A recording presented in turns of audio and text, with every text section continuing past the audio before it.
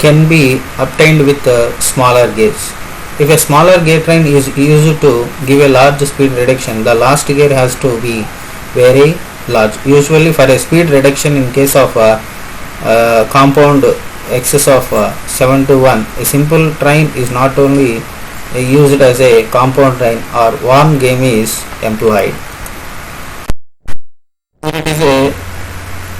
It is a very simple problem of compound gear. The gearing of the machine tool as shown in figure. The motor shaft is connected to a gear A and rotates at 975 rpm, and the gear wheels B, C, D, E and are fixed to a parallel rotation shaft together. The final gear is F is fixed to the output shaft. What is the speed of F? Here is the case.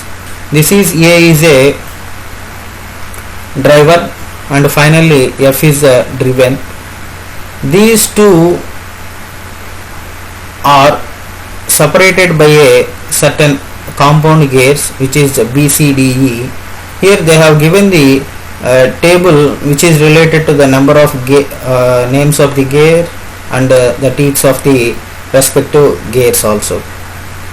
If you see the formula, basically it is the formula of the speed of the first driver to speed of the last driven is the product of number of teeth of the driven by products of number of teeth of the driver. Then we can calculate the required final driven gear speed, that is 52 rpm. By substituting all the values here we get it this. Okay. Then what is the design of spur gear? The design of spur gear is to be for a given velocity ratio and the distance between the center of their shaft. Depending on that we are designing the spur gears. We know the distance between the two centers of the shafts is,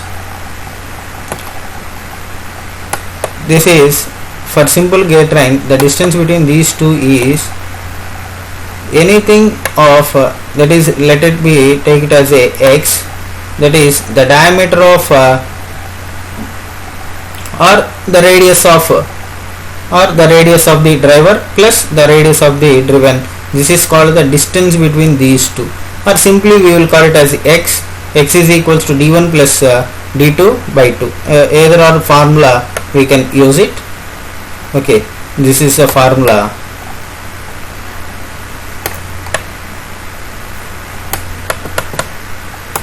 This is the formula d1 plus d2 by 2. What is the speed ratio? N1 by N2 is equals to d2 by d1 is equals to t2 by t1. From the above equation we can conveniently find out the values of d1 and d2 and t1 and t2 and the circular pitch PC also. Okay, here it is the very simple formula applicable on a problem. Okay,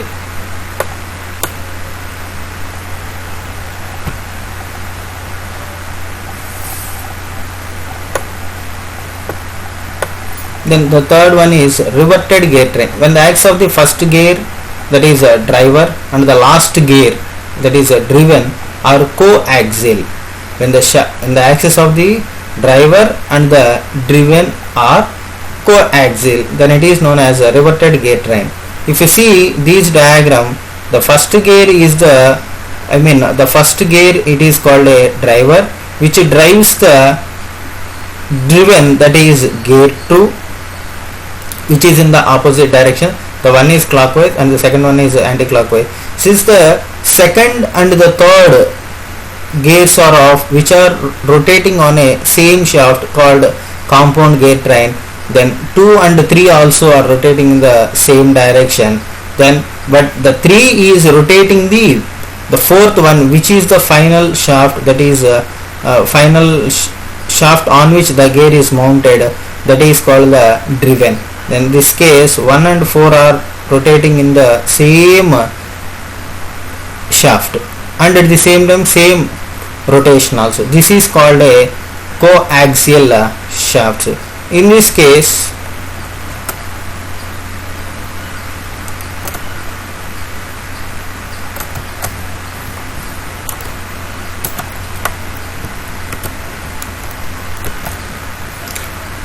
we can simply say that the rotation of or motion of the first gear and the last gear are same. That is, the first gear is rotating in the clockwise, the last gear, that is driver and the driven, are rotating in the same direction. Clockwise means clockwise, anti-clockwise means anti-clockwise. Let T1 be the number of teeths on the gear 1, and R1 be the teeth circle radius of the gear 1, and N1 be the speed of the gear 1, respectively. Represents all the values in terms of teeth and teeth circle radius and speed of the gears also. By finding all those things, we get the distance between the center of the shafts of 1 and 2 as well as 3 and 4 is same. Therefore, R1 plus R2 is equals to R3 plus R4. For reverted gear train, we have to follow the formula as R1 plus R2 is equals to R3 plus R4. And also the circular pitch and the teeths also, T1 plus T2 is equals to T3 plus T4. Therefore, speed ratio is equals to N1 by N2 is equals to T2 into T4 by T1 into T3. That is, simply you just to remember the teeths as numerator is representing always the teeths of the driven, and denominator is represents the teeths of the driver. Okay, from this equation we can get it the reverted gear train which are used in automotive transmissions. Examples we can say lathe back gates, industrial speed reducers, and clocks also. Okay, this is a simple formula we are getting after the substitution. Okay, then here it is a simple example.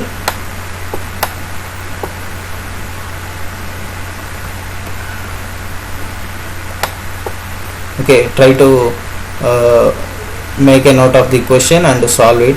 A very simple problem.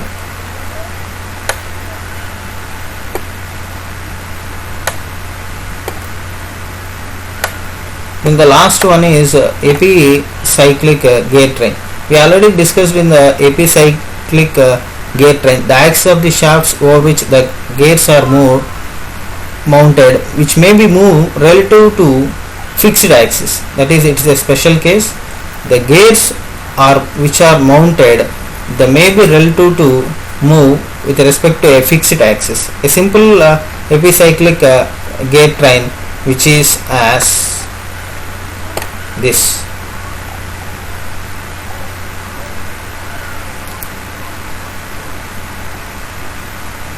These are used for transmitting high velocity ratios with gears of moderate size in comparatively lesser space.